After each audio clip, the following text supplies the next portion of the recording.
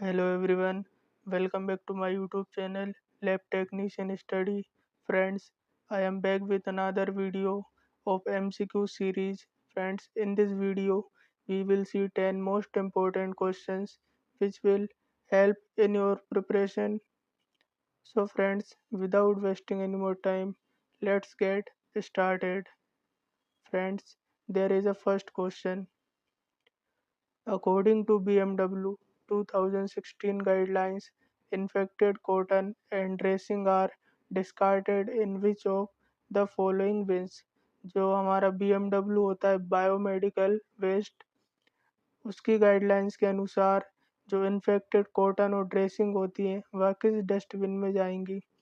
Options are white bin, yellow bin, red bin या फिर black bin. Friends, you have 5 seconds to answer this question.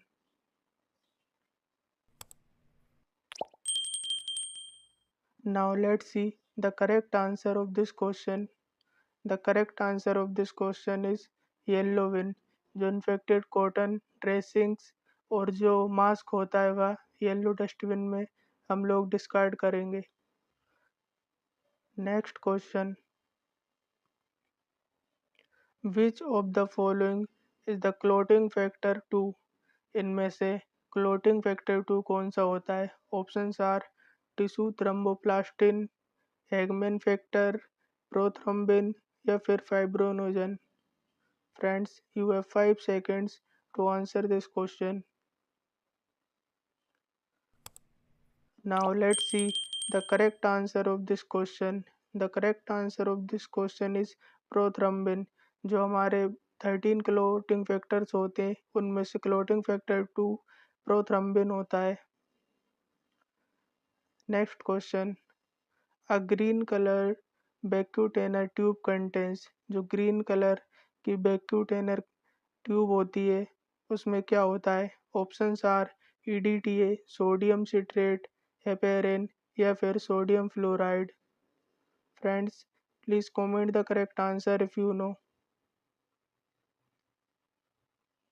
Now let's see the correct answer of this question. The correct answer of this question is heparin. जो green colour की vacutainer tube होती है उसमें heparin anticoagulant होता है. Next question. What is the reagent present in the light blue color blood collection tube? जो light blue colour की blood collection tube होती है उसमें कौन सा रिएजेंट प्रेजेंट होता है? Options are sodium citrate, potassium oxalate, EDTA या फिर sodium fluoride. Friends, this question is very important. Please comment below if you know answer. You have 5 seconds to answer this question. Now let's see the correct answer of this question. The correct answer of this question is sodium citrate. जो light blue colour की blood collection tube होती है उसमें sodium citrate anticoagulant होता है और उसका use हम कोगुलेशन प्रोफाइल टेस्ट के लिए करते हैं जैसे कि PT, APTT. Next question. The Zeal-Nielsen acid-fast staining method is commonly used to demonstrate which of the following organism. जो हम ZN स्टेनिंग करते हैं वह कौन से ऑर्गेनिज्म को डेमोन्स्ट्रेट करती है? Options are Corynebacterium diphtheriae, Vibrio cholerae, Escherichia coli या फिर Mycobacterium tuberculosis. Friends, you have 5 seconds to answer this question. Now let's see the correct answer of this question is Mycobacterium tuberculosis. जो हम AB staining करते हैं वह Mycobacterium tuberculosis के लिए करते हैं. Next question. Which of the following disease is caused by Neisseria? Options are pertussis, herpes, syphilis या फिर गोनोरिया. जो नेसेरिया होता है उसके द्वारा कौन सी डिसीज होती है? Friends, you have 5 seconds to answer this question. Now let's see The correct answer of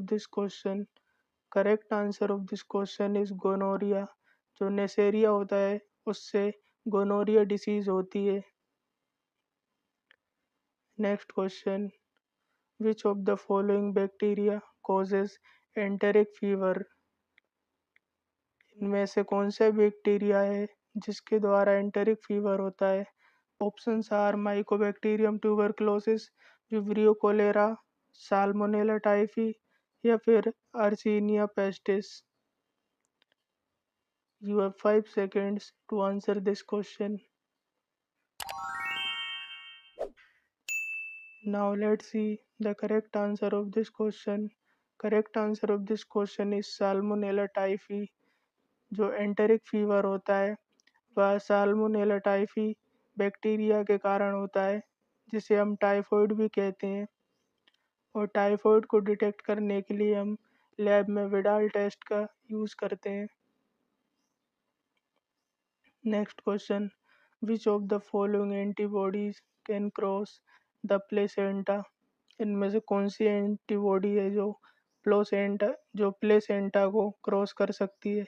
options are IgM, IgG, IgA या फिर IgE.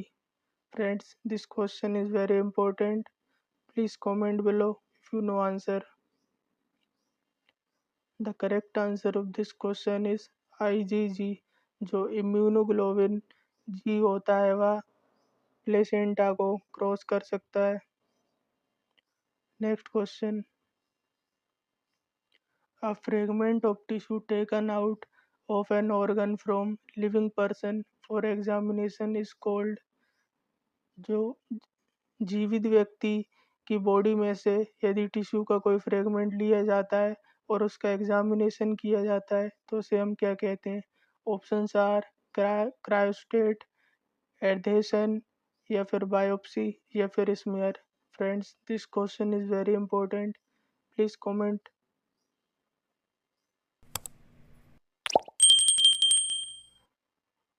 Now let's see the correct answer of this question.